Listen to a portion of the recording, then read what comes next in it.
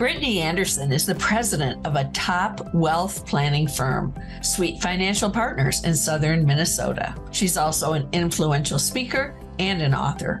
She has spoken on stages across the U.S., helping people to pursue futures they didn't know were possible.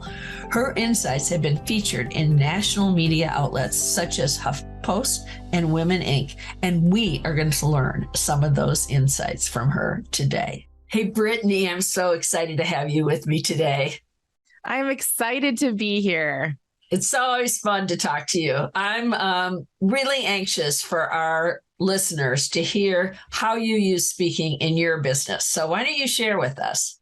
Yeah. So speaking has been, I'll just say, a huge door opener within pretty much all of our businesses. So within the wealth planning firm, we've used it to get in front of very much so like our niche audiences. Yeah. So finding different engagements where we can partner with other people to actually add value to their community, while at the same time getting in front of people that we maybe wouldn't have naturally been introduced to. So that's one method.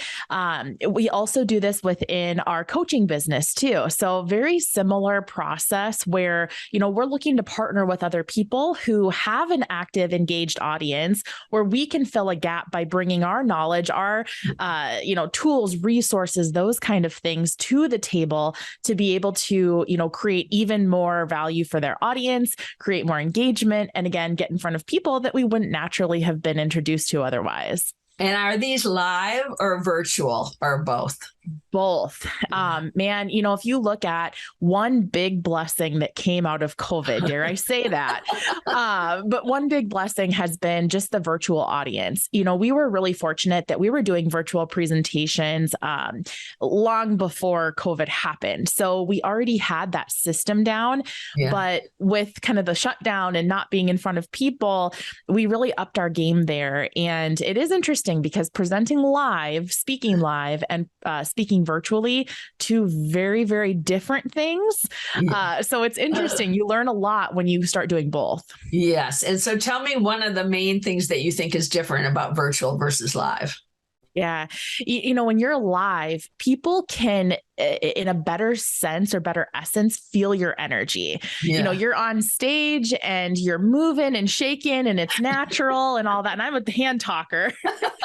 So, it's very natural and they can get a sense of who you are a little bit better.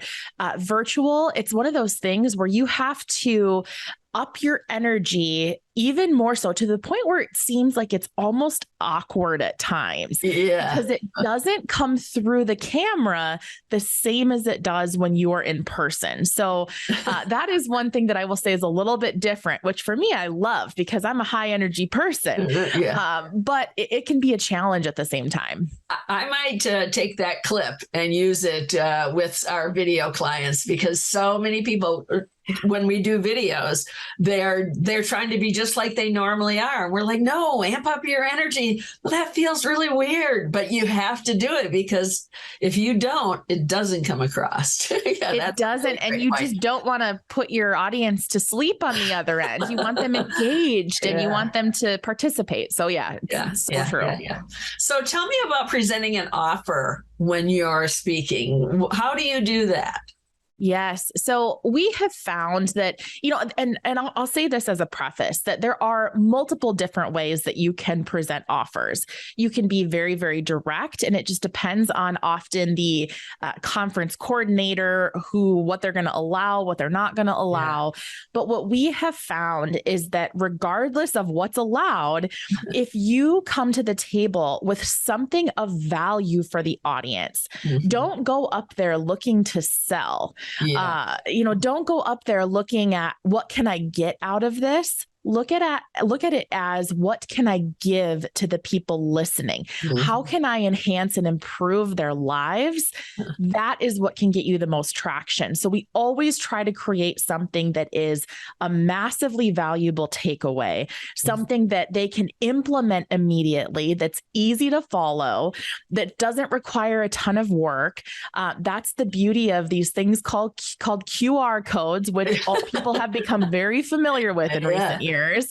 But it can be as simple as that, where they scan the QR code with their phone. You can put it up on the screen, whatever it is you want to do or how you want to deliver. But on the other end of that, you want to give them something that makes them go, okay, this is worth enough to me to at least exchange my email or whatever it is that they're giving. So you just want to make sure that you lead with value, come into it with a heart and a mind of giving. And what you will then receive, we have found at least, is often tenfold as compared to going into it saying, gosh, what am I going to get out of this? Yeah, right. So how do you use the QR code? Is it on something that you pass out? Yeah. So a couple different ways you can do it. We got some really valuable advice from a speaking coach that I've used over the years. His name is Joel Weldon. He's a Hall of Fame speaker. He's absolutely wonderful, but he has this whole methodology where he says, you don't want to lose your audience to them taking notes. Yes. So you want to state very early on, like, hey, don't worry about taking notes because all of this is actually prepared for you in a handout that we're going to give you at the end of this presentation. Okay. So 2 things to think about there is, number 1, they're not distracted writing notes, trying to think about what you just said and missing what you said next. And number 2, you're keeping their attention through versus them flipping through like trying to peek ahead. What's next? Get that teaser, all of that. Yeah. So a lot of times what we'll do is do the QR code on that.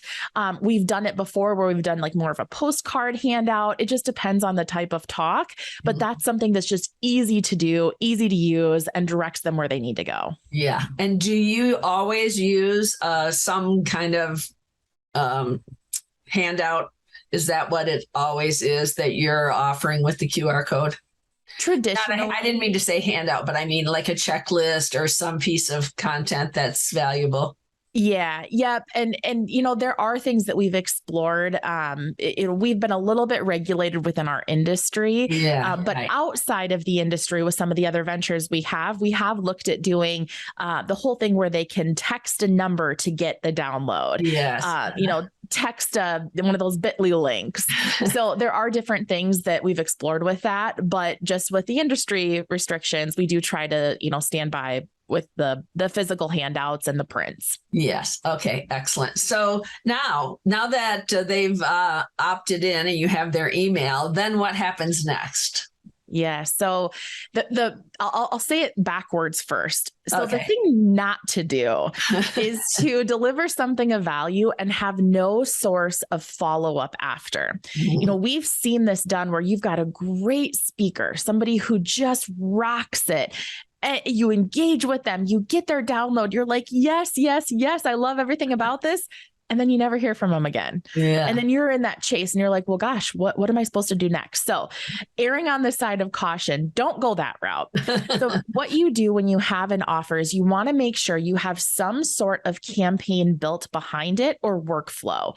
Mm-hmm. It can be something as simple as, email sequencing where you're giving, again, the word giving, not getting, giving a little bit more insight each time leading up to whatever your major offer is. However, you can help and engage with them. Mm-hmm. So you want to make sure you at least have that, but a couple other great things to do. There's nothing better than human follow-up.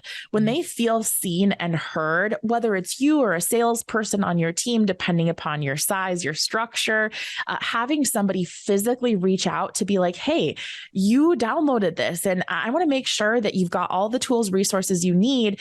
How else can we be helpful?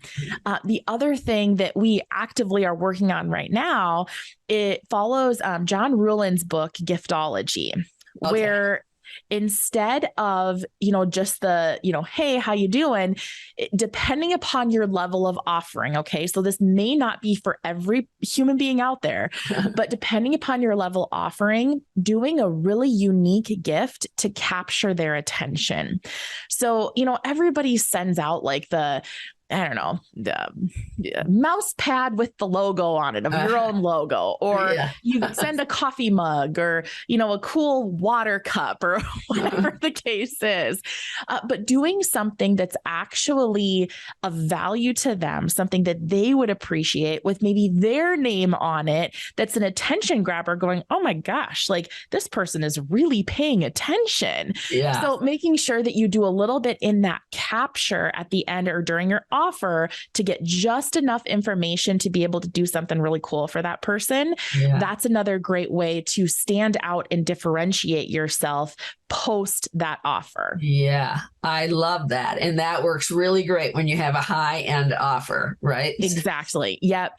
When you have something that you have to differentiate yourself, not like a $97 a month subscription or something. That's a little bit of a different business model. But if you have a high-end offering, you got to stand out, because there's a lot of great people and great services out there. You want to make sure that you're capturing that attention and keeping it. Yeah, I love that idea. I think that's so cool to put thought into what it is that we're going to send to that person and put their name on it. I like that idea a lot.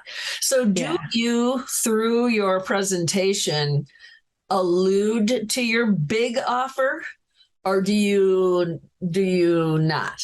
Yes, so that's a great question. So in essence, yes, there will be times, and I'll use the example of our coaching group for advisors. Okay. There will be times during a presentation where we will make mention of the mastermind, because the mastermind group, that's our highest level offer. Okay. So we'll say something, and I'll call it like a name drop, where you'll be in your talk and you're giving value and you're in one of 5 tips or whatever. And we'll say something like, this is a topic that is talked about a lot in our mastermind group, and what we're talking about here is very elite, highly successful advisors. So you got to pay attention to this particular concept. Yes. So it's things like that you can say where you're going, oh, wait, they have something that cool people participate in. I want to know a little bit more. So we definitely sprinkle that throughout, again, without it seeming salesy, without it seeming intentional. Yes. It just feels like it's natural and part of that equation. Yes. And so then when they get the QR code, they are not getting a QR code to go to get that high-end offer. They're going to get some other piece of content or something that's of value. Yep, absolutely. Now, typically, if we're trying to get somebody into the higher end offer, what we'll try to do is have some sort of like human connection in between the offer. Mm-hmm. So that might be something like an individual coaching call, a jam session where they can tap the genius of whoever it is that we're having them talk to, and then the offer is presented. Because if you have a high end offer, they got to know, like, and trust you. That formula is really important. And if they feel like they're just being pitched into some high ticket, high level, whatever by somebody they don't know, there's no trust factor, they haven't seen value yet, it's going to make your climb a heck of a lot harder.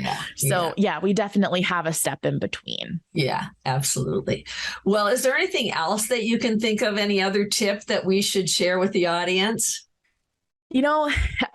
Whenever I think about speaking, I like to reflect back on the speakers that I've seen that have been super impactful. Mm-hmm. And the piece of advice that I can give is to just be authentically you, because there's nothing worse. And I'll just say this and I'll keep it brief, but if I'm looking and I'm watching somebody present and I'm like, oh my gosh, they are so funny.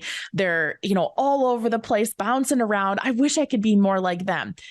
If I try to go outside of who I am as a human being, every time it's awkward. It's awkward. It's uncomfortable. You feel it. The audience feels it, et cetera, and so forth. So if you're not that high energy, bounce around the stage person, that's okay. If you are not the person who is incredibly intellectual and has all these great words that they use, if that's not naturally you, don't try to force it.